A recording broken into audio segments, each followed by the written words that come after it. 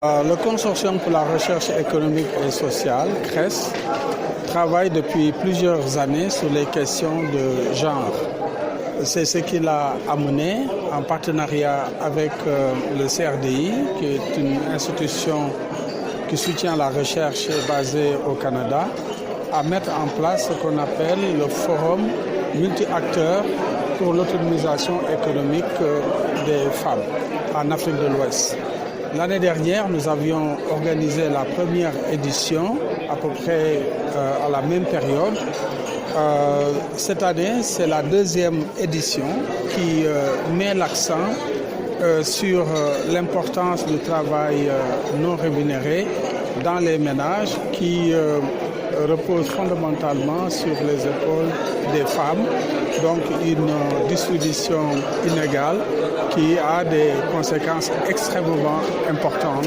Et cette année, nous avons voulu mettre en relation le travail non rémunéré des femmes avec la transition écologique, notamment cet impératif de mettre en place une économie verte, c'est-à-dire un ensemble d'activités qui ne nuisent pas à l'environnement, qui soient compatibles à la préservation des écosystèmes et à la réduction du réchauffement climatique. L'autonomisation économique des femmes est une des conditions sine qua non du développement de l'ensemble de nos États membres.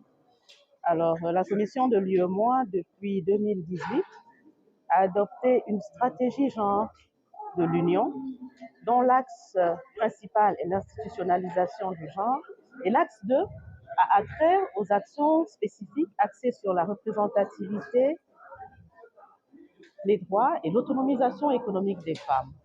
Parce que dans la démographie, les femmes constituent plus de la moitié de la population, n'est-ce pas? Alors, il est important que leur contribution productive soit prise en compte dans l'économie.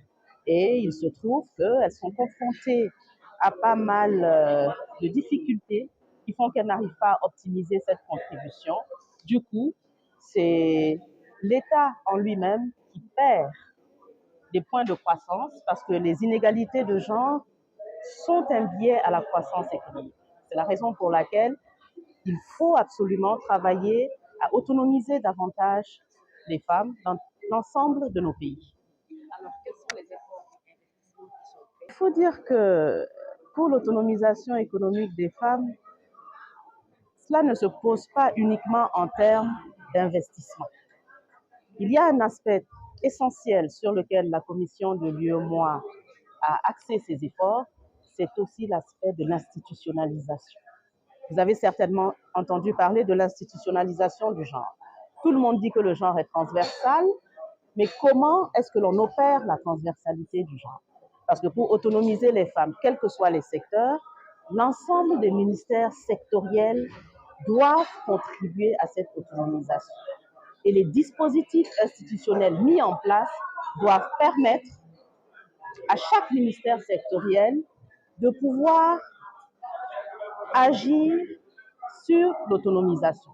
C'est la raison pour laquelle le dispositif qui a été adopté dernièrement par le Conseil des ministres en 2022 est le schéma type d'institutionnalisation du genre qui prodigue les instances, les processus et l'ensemble des outils pour être favorable à la transversalité du genre.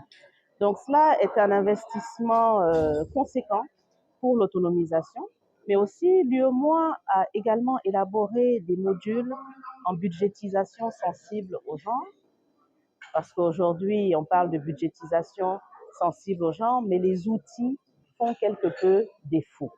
Et pour autonomiser les femmes, la question de la budgétisation sensible au genre est également essentielle. C'est la raison pour laquelle les modules que nous avons élaborés vont être mis dans les écoles de formation professionnelle de telle sorte que les futurs fonctionnaires soient déjà outillés en budgétisation sensible au genre.